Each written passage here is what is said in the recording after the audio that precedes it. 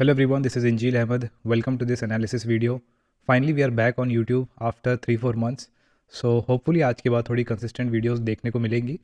Actually मैं थोड़ा busy हो गया था कोर्स रिकॉर्ड करने में और ऑप्शंस की कुछ स्ट्रैटेजीज़ को बैक टेस्ट करने में. और आने वाले टाइम पे हो सकता है आप देखोगे कि मैं अपनी जो ट्रेडिंग है उसमें जो कैपिटल है वो इक्विटी से हटा के मेनली ऑप्शंस में डाल दूँ. मेनली बिकॉज जिनका अकाउंट और अमाउंट मैं हैंडल कर रहा हूँ they want me to trade on systematic setups only, क्योंकि कोई भी इन्वेस्टर चाहेगा कि उनका पैसा जहाँ भी लगा है वो थोड़े बैक टेस्टेड सिस्टम्स पे रहे instead of purely price action पे ट्रेड करने की जगह. ठीक है. सो हो सकता है आने वाले टाइम पे आप कुछ चेंजेस देखोगे, बट इक्विटी वाले ट्रेड्स टोटली बंद नहीं किए जाएंगे. मैं एक्चुअली ये करने का प्लान कर रहा हूँ कि अपने पर्सनल अकाउंट पे इक्विटी के ट्रेड्स लेना स्टार्ट कर दूंगा, सो दैट मैं आपको कुछ उसमें सिखाता समझाता रहूँ, भले कम कैपिटल से ही सही. ऑल राइट, तो आ जाते हैं निफ्टी के चार्ट पे. ये 5 मिनट टाइम फ्रेम का चार्ट है और पिछले सेशन में एक ब्रेकआउट देखने को मिला था. और अगर फ्यूचर्स का चार्ट आप देखोगे तो आपको एक अच्छी वॉल्यूम से यहाँ पे ये रैली आते हुए दिखेगी. तो ब्रेकआउट तो इस रेंज के बाहर पिछले सेशन में ही हो गया था. उसके बाद आज गैप अप ओपनिंग होगी, ये कुछ हद तक एक्सपेक्टेड था, क्योंकि जिस टाइप से ये क्लोजिंग हुई है क्लियरली दिखा रहा है कि हम इस रेंज के बाहर आ चुके हैं. तो रेंज के बाहर आने के बाद अनलेस ओवरनाइट कोई बड़ी मेजर नेगेटिव न्यूज़ ना आ जाए, ज़्यादातर चांस यही होते हैं कि फिर मार्केट ऐसा गैप अप ओपनिंग देगा. ठीक है. सो मार्केट इस रेंज में था. यहाँ पे एक बार रेजिस्टेंस फेस किया, यहाँ पे रेजिस्टेंस फेस किया, यहाँ पे भी, और यहाँ सपोर्ट ले रहा था. फाइनली इस रेंज को इसने ब्रेक किया. और अगर आज का देखा जाए, गैप अप ओपनिंग के बाद मार्केट वहाँ से नीचे आ गया. पहले अपने गैप को क्लोज किया, इसके बाद एटलीस्ट एक्सपेक्टेड था कि प्राइस ऊपर जाए, बट प्राइस थोड़ा बहुत साइडवेज रह के वापस नीचे आया. और इस लाइन को, ये जो हमारी पहले रेजिस्टेंस लाइन थी, अब यही यहाँ पे सपोर्ट की तरह काम कर रही है. प्राइस जिस रेजिस्टेंस को ब्रेक किया था उसी पे अब सपोर्ट लेके दोबारा एक रैली दिखा दिया. तो कोई अगर इंडेक्स में ट्रेड कर रहा होगा तो उसके लिए थोड़ा एक्सपेक्टेड था. मार्केट यहाँ ओपन हुआ, 5 मिनट के टाइम फ्रेम पे यहाँ शॉर्ट सेल किया जा सकता था. गैप क्लोज होते तक ये ट्रेड लिया जा सकता था. उसके बाद इस रेंज में तो ट्रेड करना अवॉइड करना चाहिए, क्योंकि इस पॉइंट पे किसी को नहीं पता होता कि प्राइस यहाँ से मतलब गैप फिल करके सीधा ऊपर कंटिन्यू करेगा या और नीचे आएगा. तो यहाँ पे आपको एक रेंज बनने का वेट करना चाहिए, फिर वेट करना चाहिए कि उस रेंज को ब्रेक करके प्राइस कहाँ जाता है. तो प्राइस पहले हल्का सा अप मूव दिखाया, फिर नीचे आया, फिर ऊपर आया. तो जैसे आपको एक बार ऊपर नीचे से 2-3 मूव्स दिख जाएं, तब आप अपना रेंज ड्रॉ कर सकते हो. उसके बाद वेट करो कि अच्छा अगर ऊपर जाएगा तो कहाँ अटक सकता है प्राइस, और अगर नीचे जाएगा तो कहाँ अटक सकता है. तो अगर नीचे को ब्रेकआउट होता तो ये रेजिस्टेंस लाइन थी जो अब सपोर्ट की तरह काम कर रही है. ये एक एक्सपेक्टेड पॉइंट था जहाँ पे प्राइस अटक सकता है या फिर यहाँ से बाउंस बैक ले सकता है. अगर ऊपर के साइड की बात करेंगे तो जो हमारे करंट डे का हाई है वो वाला लेवल. तो हुआ क्या, मार्केट नीचे को ब्रेक किया, तो इस वाले मूव का भी फ़ायदा उठाया जा सकता था. मतलब पहले तो ये वाला एक मूव था जिसको प्रिडिक्ट करना थोड़ा आसान था. फिर इस रेंज को ब्रेक डाउन होने के बाद इस वाले मूव पे, और उसके बाद जब यहाँ से एक रिवर्सल आया है, तो जो लोग हैमर पैटर्न पे पिन बार पे काम करते हैं वो यहाँ पे एंट्री लेने का सोच सकते थे. इंडेक्स के हिसाब से देखा जाए तो आज 3 ट्रेड्स बनते, अगर आप प्राइस एक्शन बहुत अच्छे से फॉलो कर रहे हो तो. 3 में से अगर आप एक ट्रेड भी आइडेंटिफाई कर लेते तो आज आपका दिन प्रॉफिटेबल ही रहता. तो ये इंडेक्स की बात हो गई. बट इंडेक्स जो इतना ऊपर नीचे हो गया, यहाँ पे पहले अटका, फिर ऊपर गया, फिर नीचे गया, फिर ऊपर गया, इस कारण से जो स्टॉक्स वाले हमारे ट्रेड हैं उनमें काफ़ी सारे स्टॉक्स में स्टॉप लॉस हिट हो गए, क्योंकि स्टॉक्स काफ़ी वोलेटाइल रहे, ऊपर नीचे होते रहे. मतलब जो स्टॉक्स जिनसे एक्सपेक्टेड था कि वो अपने रेंज को ब्रेक डाउन देके नीचे कंटिन्यू करेंगे देर तक, वो इस रिवर्सल के बाद उनमें भी एक अपमूव आ गया. तो जिनमें शॉर्ट सेल किए थे उसमें भी या तो सीटीसी एंड हुआ है, या तो स्टॉप लॉस लग गया है, या फिर जिनमें हमारा ऊपर के साइड का ट्रेड था उनमें भी काफ़ी सारे में या तो सीटीसी हो गया या तो स्टॉप लॉस हो गया है. तो प्रॉफिटेबल ट्रेड्स आज थोड़े कम थे. स्टॉक्स में अच्छा वन डायरेक्शनल मूव कम देखने को मिला. कुछ ही स्टॉक्स थे जिनमें अच्छे मूव आए. तो आज जिनमें अच्छे मूव आए उनको मैंने ऑलरेडी यहाँ पे नोट किया हुआ है: bank of Baroda, Britannia, Amara Raja batteries, डीवी स्लैब, मारिको और वीडीएल.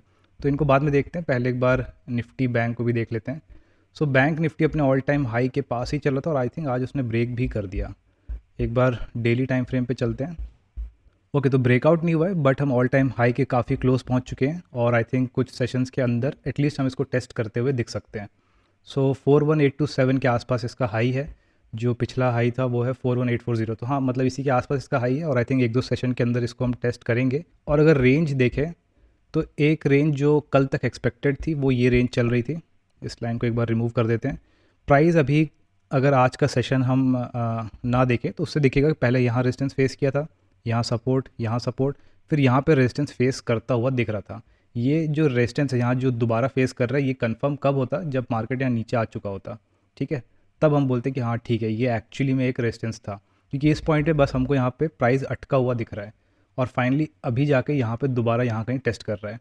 तो ऑल टाइम हाई के काफ़ी क्लोज पहुंच चुका है प्राइस। होपफुली एक दो सेशंस के अंदर हम दोबारा टेस्ट करते हुए देखेंगे, उसके बाद आगे किस साइड मार्केट जाता है वो हमें आने वाले सेशंस में पता चलेगा। तो at this point of time बोल सकते हैं कि जो पूरा निफ्टी और बैंक निफ्टी दोनों का व्यू है वो बुलिश ही है, और जिस टाइप का ये बुलिश मूव तब से कंटिन्यू हो रहा है, थोड़ा लोग एक्सपेक्ट कर रहे थे कि एटलीस्ट कुछ कूल डाउन देखने को मिलेगा, बट ऐसा बिल्कुल भी होता हुआ यहाँ नहीं दिख रहा है। अगर निफ्टी पे चले तो यहाँ पे तो आपको और तेज़ रैली देखने को मिलेगी। अक्टूबर से ही, मतलब मिड सितंबर से लेकर के लाइन से प्राइस ऊपर ही ऊपर गया है, इस रेंज में था और उसको भी अब ऊपर की तरफ ब्रेकआउट करके और ऊपर जाया जा रहा है। सो निफ्टी बैंक निफ्टी दोनों ही काफ़ी अच्छी रैली दिखा रहे हैं, और जिस टाइप का इसमें बुलिश मूव है अभी भी ऐसा लग रहा है कि शायद ये कंटिन्यू होता रहे। मैं तो काफ़ी पहले से एक्सपेक्ट कर रहा था कि कुछ कूल डाउन होना चाहिए, जिस टाइप का मूव आया एटलीस्ट 20-30% इसको अपने उस ट्रेंड से रिट्रेस करना चाहिए, ऐसा कुछ भी फिलहाल नहीं हुआ। सो अब स्टॉक्स पे आ जाते हैं। बैंक ऑफ बड़ौदा देख सकते हैं, 5 मिनट टाइम फ्रेम पे चलते हैं। गैप अप ओपनिंग थी, थोड़ा सा प्राइस ऊपर मूव किया, वॉल्यूम शुरुआत में थी, उसके बाद प्राइस वापस यहाँ से नीचे आ गया। सो इसमें ऑलमोस्ट 9.5% के परसेंटेज चेंज पे डे एंड हुआ है, तो अच्छा खासा इसमें अगर डिलीवरी बेसिस पे देखें तो एक अच्छा मूव आ गया। सो बैंक ऑफ बड़ौदा अगर किसी ने BTST वगैरह किया होगा तो उनका प्रॉफिट रहा होगा। इंट्राडे के हिसाब से कुछ खास इसमें पैटर्न नहीं बना। ब्रिटानिया की बात करें तो इसमें भी स्टार्टिंग के 15 मिनट में ही जो मूव आना था वो आ गया, उसके बाद दिन भर प्राइस रेंज में ही रहा, और ये भी बंद हुआ 8.8% के परसेंटेज चेंज पे। अमर राजा बैटरीज़ में बल्कि कुछ ठीक ठाक मूव देखने को मिला। इसमें देख सकते हैं कि 2 दिन से एक्चुअली में इसमें मूव आ रहा है। पिछले दिन एक गैप अप ओपनिंग हुई थी, मार्केट ऊपर गया, फिर रेंज में रहा, और आज दोबारा हम कंटिन्यू कर रहे हैं। तो एक तरीके से 2 दिन से इसमें एक मोमेंटम देखने को मिल रहा है, और कल जो यहाँ पे कंसोलिडेशन हुआ था आज उसी के ब्रेकआउट पे प्राइस दोबारा ऊपर कंटिन्यू किया है। तो यहाँ पे काफ़ी जगह पुल बैक लिया है। किसी भी पुल बैक पे अगर हम एंट्री करते तो एक ठीक ठाक प्रॉफिट निकाल सकते थे। उसके बाद नेक्स्ट है DV स्लैब। इसमें देख सकते हैं कि यहाँ पे अचानक से वॉल्यूम आई है और उसके बाद प्राइस पूरा यहाँ से क्रैश कर गया। तो ये अभी क्लोज हुआ है -8.86% पे। सो एक दिन पहले ही हल्का सा मूव आया था, प्राइस फिर दिन भर रेंज में ही था, इस टाइम पे भी रेंज में ही था, और फाइनली अराउंड 12-12:30 के आसपास फिर एक ब्रेकडाउन देखने को मिला और प्राइस काफ़ी नीचे आ गया। 8.8% से क्लोज हुआ है, -8.8%। अब नेक्स्ट मारिको पे आ जाते हैं। तो इसमें जिस टाइप का प्राइस एक्शन दिख रहा है ये एक्चुअली में ट्रेंड ट्रेडर्स के लिए परफेक्ट प्राइस एक्शन है। मतलब इसमें अच्छी खासी वॉल्यूम भी है अगर आप पिछले दिन से कंपेयर करो तो, और जिस टाइप का प्राइस एक्शन हुआ है उसमें देखिए ट्रेंड आया, फिर हल्का सा पुल बैक लिया, फिर ट्रेंड, फिर पुल बैक, फिर ट्रेंड, फिर पुल बैक। मतलब जिस टाइप का हम बुकिश वे में देखते हैं कि ट्रेंड कैसा दिखना चाहिए, एग्जैक्टली इसमें ऐसा ही दिखा है। तो जब भी आप इस टाइप का कुछ आइडेंटिफाई कर लो कि एक नॉर्मल ट्रेंड आया, फिर पुल बैक, फिर एक ट्रेंड, फिर पुल बैक, फिर ट्रेंड, फिर पुल बैक, तो इस टाइप के ट्रेंड्स में आप किसी भी पुल बैक पे अगर आप एंट्री लोगे और अगर वो आगे अपना ट्रेंड और कंटिन्यू कर दे, कुछ ना कुछ आपको ऐसे आगे पुल बैक दिखेंगे जहाँ पे अगर आप बाद में स्टॉप लॉस ट्रेल कर लोगे तो आपका एटलीस्ट कुछ ना कुछ प्रॉफिट फिक्स्ड हो जाएगा कि इतना प्रॉफिट तो आप एटलीस्ट इससे निकाल लोगे। तो इस टाइप के ट्रेंड्स होते हैं जिसको ट्रेंड ट्रेडर्स को कैच करने की कोशिश करना चाहिए। उसके बाद अगला स्टॉक है VEDL। इसमें भी -4.78% पे डे क्लोज हुआ। तो यहाँ पे अगर इसका पिछला चार्ट देखोगे तो काफ़ी दिन से, 5-6 दिन से ये लगातार एक मोमेंटम शो कर रहा था। ऑलमोस्ट 16% बढ़ चुका था इस दिन से। प्राइस यहाँ से बढ़ना स्टार्ट हुआ, ट्रेंड आया, pull back, trend, pull back, trend, pull back, और फिर इस वाले दिन, इसके जस्ट पिछले वाले सेशन में एक अच्छा खासा इसमें मूव देखने को मिला। पिछले 4-5 सेशन से प्राइस लगातार मूव हो रहा था, और आई थिंक आज कोई प्रॉफिट बुकिंग हुई होगी जिसके कारण प्राइस आज नीचे आ गया। तो ये जितने भी अभी मैंने आपको 6 स्टॉक्स दिखाए, bank of Baroda, Britannia, Amara Raja batteries, DV slab, Marico और VEDL, इन सब में कॉमन क्या है? इन सब में कोई ना कोई रिजल्ट या तो आज अनाउंस हुआ है या तो अभी पिछले कुछ दिन पहले हुआ है। और अपने स्टॉक सिलेक्शन वाली वीडियो में भी मैंने बताया था ये जो क्वार्टरली रिजल्ट वाला टाइम होता है, इस टाइम पे स्टॉक्स बहुत अच्छे मूव दिखाते हैं, और आई थिंक जितने भी इंट्राडे ट्रेंड ट्रेडर्स हैं उनको एटलीस्ट अपने क्वार्टरली रिजल्ट वाले सेशन के टाइम पे एक्टिव हो जाना चाहिए, क्योंकि उस टाइम पे उनको सबसे बेस्ट रेट्स, पूरे साल के उनको जो बेस्ट रेट्स होते हैं वो क्वार्टरली रिजल्ट वाले मंथ में ही मिलेंगे। तो आपको साल में ऐसे 4 मौके मिलेंगे जब ये अनाउंस किया जाता है, उस टाइम पे आपको ट्रेड्स बहुत अच्छे मिल जाएंगे। और अगर आप अपना PNL उठा के देखोगे तो आपको दिखेगा कि इस टाइप के रिजल्ट वाले सीजन्स में ही अच्छे बड़े प्रॉफिट्स होते हैं। तो जिस सेटअप पे मैं काम करता हूँ उस सेटअप के हिसाब से तो उतना अच्छा दिन नहीं था आज का, बट अगर इस पूरे सीज़न की बात करें या जब जब हमने क्वार्टरली रिजल्ट देखा है उस टाइम पे ओवरऑल अच्छा प्रॉफिट ही देखने को मिला है। तो ये जो 6 स्टॉक्स है इसमें से जो टॉप 3 हैं ये FNO के टॉप गेनर्स हैं, और ये जो बॉटम 3 हैं ये FNO के टॉप लूजर्स हैं। तो प्रॉफिटेबल होने के लिए याद रखिए आपको सिंपल चीज़ों का ही यूज़ करना है। जो ट्रेंड हमने जैसे मारिको में देखने को मिला, इस टाइप के जो चार्ट्स होते हैं उसको आप सेव करके रख लो, क्योंकि अगर आपको दोबारा कभी इस टाइप का मूव होता हुआ कहीं पे भी दिखे बीच में भी, तो आप वेट करो हो एक पुल बैक का, उस पुल बैक के कंटिन्यूशन पे एंटर कर लो। हो सकता है कि थोड़ा मूव आ चुका हो, आपको थोड़ा रिस्की लगे, और वो थोड़ा रिस्की हो भी जाता है, बट अगर आपके एंट्री के बाद दोबारा कोई पुल बैक हो गया या फिर से हो गया ऐसे, तो तुरंत आप अपना स्टॉप लॉस ट्रेल कर लो। स्टॉप लॉस ट्रेल करते एटलीस्ट आप, अगर आपका डे एंड भी होगा, लेट्स से प्राइस नीचे आते आते वापस ऊपर जाता, तो आप एटलीस्ट सीटीसी पे निकल जाते, कॉस्ट टू कॉस्ट निकल जाते।